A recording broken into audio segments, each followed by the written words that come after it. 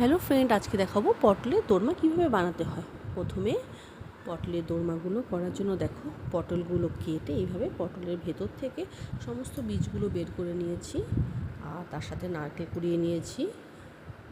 নারকেল কোড়াটা কমপ্লিট, আর সমস্ত বীজগুলো বের করা হয়ে গেছে। আর এদিকে পোস্ত, লঙ্কা আর নারকেল গুঁড়ো সব একসাথে করে আমি এবার সব একসাথে মিক্সড করে নেব।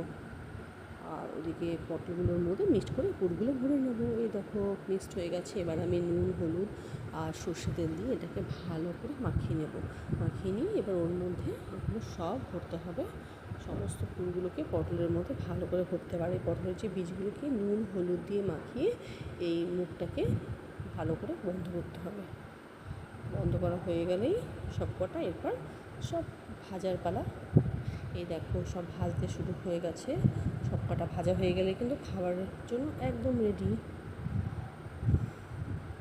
এই দেখো পটলের দোরমা একদম রেডি। আর আমি দেখো এগুলো নিয়ে খেতে বসে পড়েছি। একটু কিন্তু পুর বাইরে বেরোয়নি, তোমরাও ট্রাই করতে পারো। কেমন লাগলো অবশ্যই জানিও। টাটা বন্ধুরা।